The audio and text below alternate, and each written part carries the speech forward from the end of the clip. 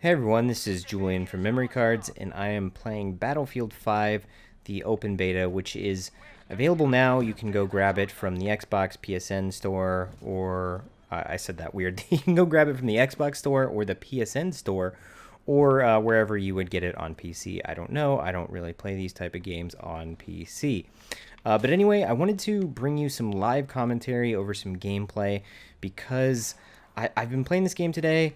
Just like, I think this is my fourth match, and these matches can be pretty long. I think my first match was 40 minutes long or so. So I'm not going to finish this match, and I'm already like halfway, or maybe, I don't know, 15 minutes or so into this match of Conquest. But I did want to bring some thoughts, put some thoughts together on what I think of Battlefield 5 so far. So I'm a huge Battlefield fan. I think the past couple years I've been disillusioned a bit based on my experiences playing them, as well as the Battlefront games. I haven't really gotten into those. I've tried with both, but the last Battlefield type game that I really got into was I think Battlefield 3, and I did play Battlefield 4, but I just couldn't, it didn't grab me as much as 3 did, and especially didn't grab me as my favorite of the Battlefield series, and I think my favorite online shooter ever, which is Battlefield Bad Company 2, which I played on Xbox 360 and played. I couldn't even tell you how many hours I spent playing that game. Maybe I don't even want to know. It'd probably be sickening, but I played that game a ton. And one of the best things about that game was the destruction. It's one of the best things about Battlefield games in general, and it's one of the things that what a spawn, right? It's one of the things that kind of always set them apart, or that DICE, the developers, use to set them apart. Because we saw, games like Call of Duty, who have been at the top of the charts for online shooters, and Counter-Strike and stuff of that nature. But what those games lack is destruction. The environments, the maps that you play in don't ever change. They're static. You play them, if you play those games every day, or perhaps a few times a week, the maps can grow stale because they're non-changing. They don't change. There's nothing about them beyond their surface level cosmetics. Where, as Battlefield has always pushed this concept of, we want every match you play on every map to feel different. We want buildings to feel different after they're half caved in like this with explosions. We want the environment to change. And a game like Bad Company 2 was really, really good at that. The destruction was on a smaller scale compared to some of the later entries. But what Bad Company 2 did so well at is that every building, everything on the map seemed to be destructible. And that's what I find the most memorable about that game in particular, is that you would run into a building and it would start getting shelled with grenades or mortar fire, and you would start to hear the creak of the structure, knowing that it's about to collapse. You would get little visual and auditory hints that that's about to happen, and you would have to run out of that building before it collapsed around you. And those moments were just fantastic. They're some of the most memorable moments I've had gaming ever, and there's something I'll remember just like forever. Well, maybe not forever, that's pushing it, but it's something I harken back to when I think of some of the best gaming moments I've had, and they've been in Bad Company 2.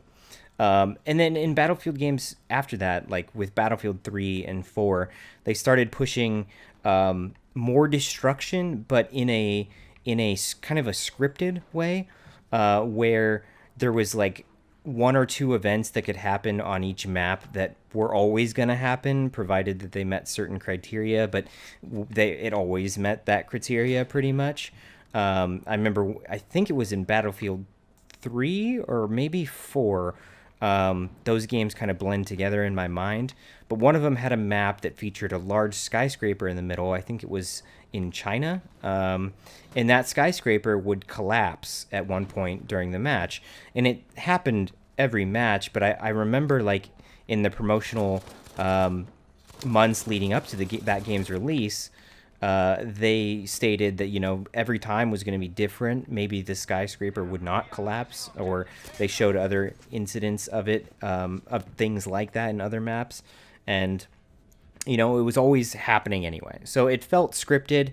And where we are now, or where we were with the Battlefield series, is that destruction was pretty much put on the wayside. Why am I trying to wait for help? I was holding down the wrong trigger there. In the Battlefront games, the Star Wars Battlefront games, which were recently out in the last couple years from DICE, they contained no destruction from what I can tell. I didn't play a lot of Battlefront 2, but I did play probably 25 or 30 hours or so of Battlefront, and that game, from what I remember, did not have any destruction. And then the last Battlefield game was Battlefield 1, and that game, while it did contain some destruction, it was nowhere near on the scale that we would want from a Battlefield game, that fans of the series would want to experience and expect from a game of that caliber. And clearly, you know, the setting of Battlefield 1, it's World War I, so there is a level of... what I'm trying to put into words is the areas that you play in kind of look like this. They're smaller buildings and everything.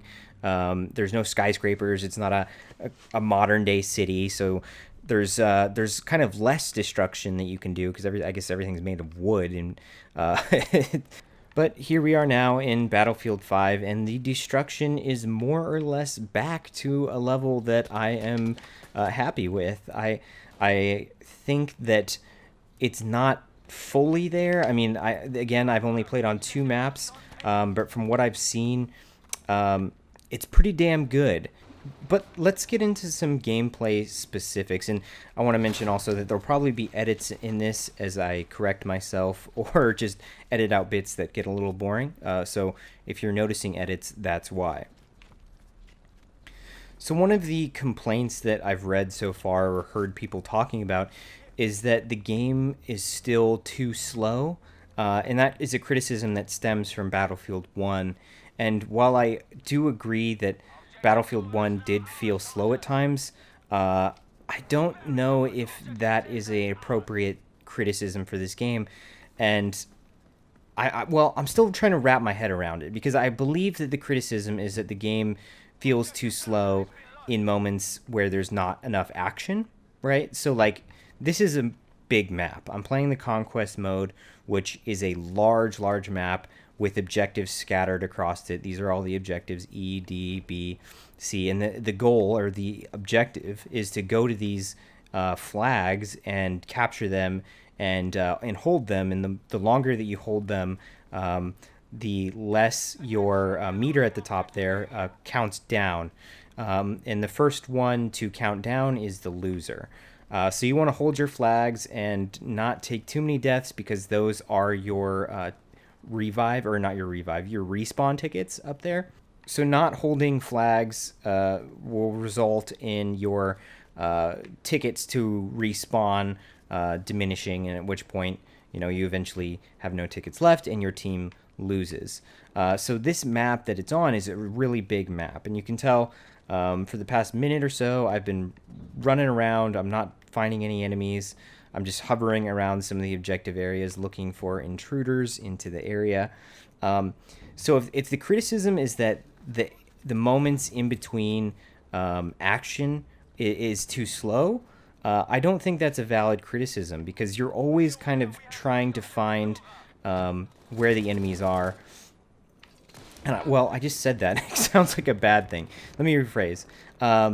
Each moment has the potential for action, so I think you're always kind of on the edge of your seat, and that's how Battlefield games have been forever. It's always been about keeping alert at all times, just like you would in a real-life war or firefight scenario. You want to be aware of your surroundings at all time, and that's a really fun aspect, I think, of this game, is that where in Call of Duty, where the maps are much smaller, you can learn the map and figure out exactly where to go, or where exactly your enemies are based on spawn points and stuff. I mean, there's a finite amount of spawn points in a Call of Duty map, whereas in Battlefield, it can happen anywhere. You can spawn on your squad. You can spawn at various vehicles that may be traveling across the map. So you're going to run into enemies at every possible corner of the map. So staying alert is of the utmost priority, which means the game doesn't really feel slow to me in that regard. And I don't know, maybe that's not the criticism that people have. I think that where this game does slow down a bit is in between your lives. So as you've probably seen in this video so far, and I might have mentioned it earlier, when you die, depending on how you die, you have the potential to just go into a downed state where you can either be revived or you can choose to tick down your death counter faster so that you can eventually respawn faster. We're going to actually see it right here, so this is a good example to talk about it. So I can hold down the left trigger to skip revive, and that's going to drain this meter faster, or I can hold down the right trigger and call for help. This guy's actually a medic right in front of me. I can tell by his name tag. He's got the health symbol there. So he revived me. I'm dead immediately again, which is very common in Battlefield. That instance is something you'll encounter a lot, probably, sadly. But maybe that's where people have the criticism that the game slows down.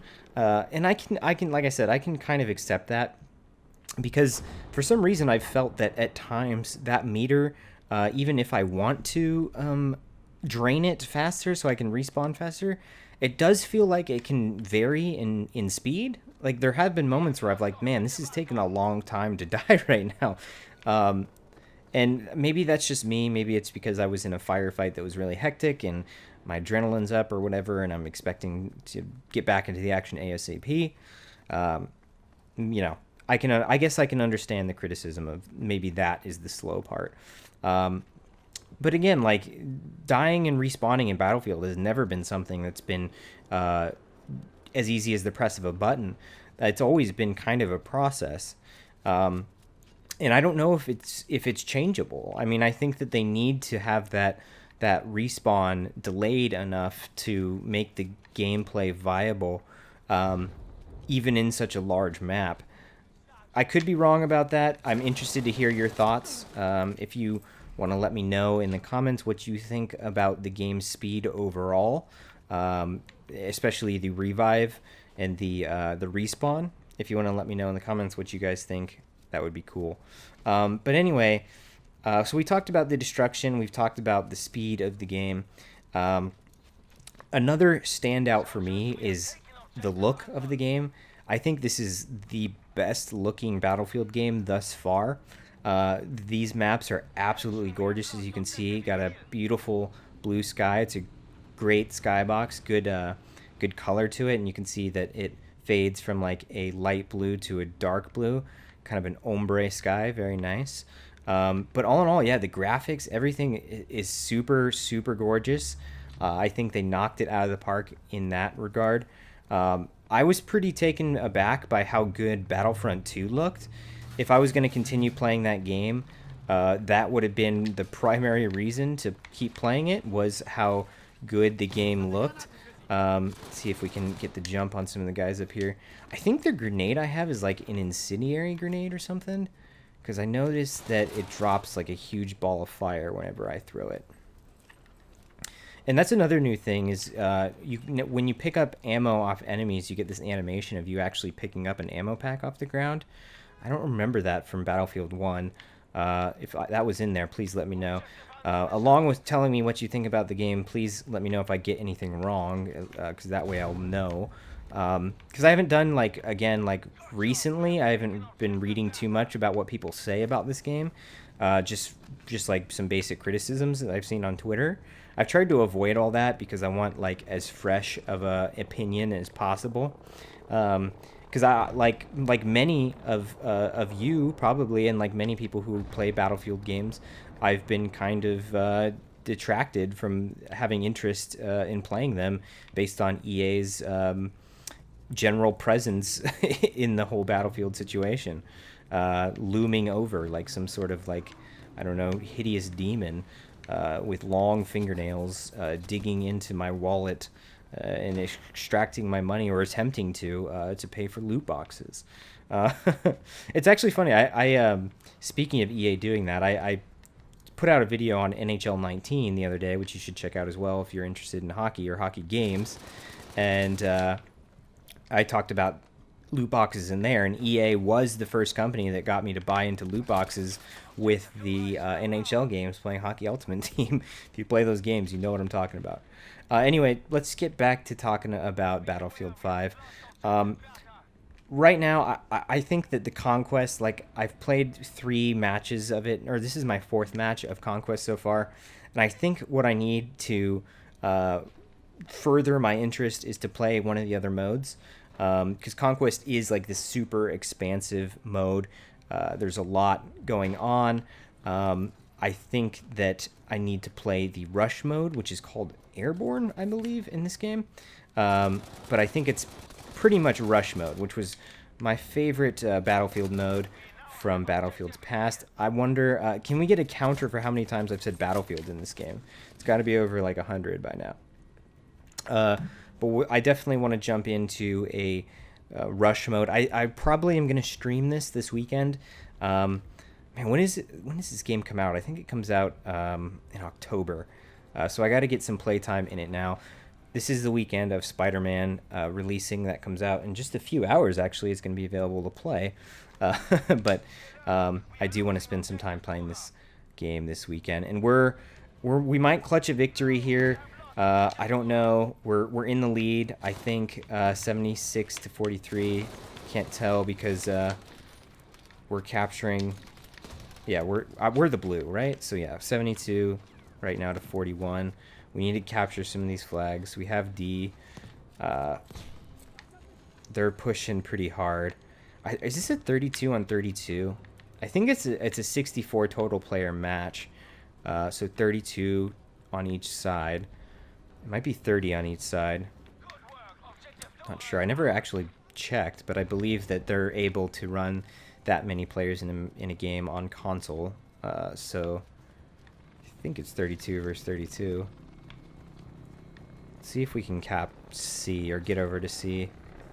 And we want to limit our dying here because each death is going to tick off from our counter at the top. This is actually... What the hell? Guy's falling from the sky. I wonder if there's someone above me, actually. Let's go check it out. Well, if I run up the building, I'm not going to have the counter. Is that... Was that an enemy? It was. Oh! A medic. Oh, and he's doing the... See, I didn't get the revive there, so he must have gotten a headshot. I think if you get headshot, there's no chance of being revived, clearly. We'll spawn on this guy just for the kicks of it. Throw some grenades over there. I am playing this on my 4K monitor, and it looks really, really good. 28-15. This is going to come down to the wire. 10. It's going down fast now. I think we got this one, but you never know. The weather effects are great too, because the previous time I played on this map there was no rain, and there's rain now throughout, even though we got a pretty sunny sky still. Alright, there we go. I think we got... Yes, we got the victory. So those are my thoughts on Battlefield 5. As I already mentioned, please let me know what you guys think about the game so far down in the comments below. Hit us up on Twitter as well. Let us know anywhere you want. And go follow us on Twitter too. Also, why don't you like and subscribe? You know, check out more content. And thanks for watching, I should say.